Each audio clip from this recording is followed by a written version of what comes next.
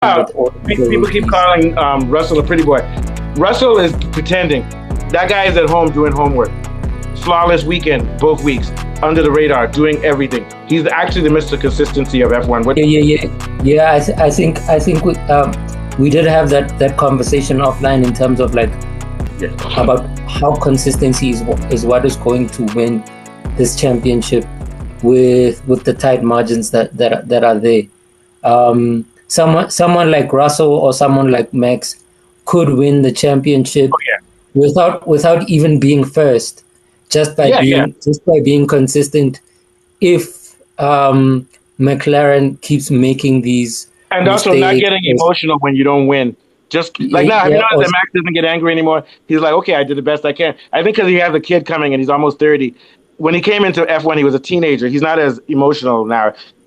But you have to just be consistent. Yeah, sorry, go ahead. Yeah, but I think he's also a little bit more realistic. About he's become more stoic.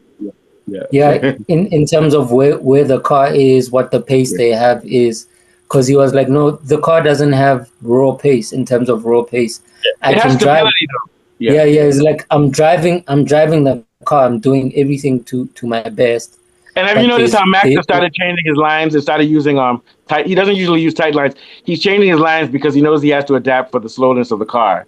That's a very big sign of maturity. But Max is the type of driver that he'll only change. He won't build habits. If he's changing his lines now, it doesn't mean it becomes a habit. It means it's based on this context. And then in another race, he'll have another line with a different context. You see what I'm saying? Yeah.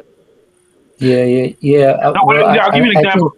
So, for example, Norris drives the same way on any track, but Verstappen is becoming more protean, in which he knows that he has to have an arsenal in which from track to track he has to change his driving style as well. So he's reaching that level now where he knows he can't have one driving style.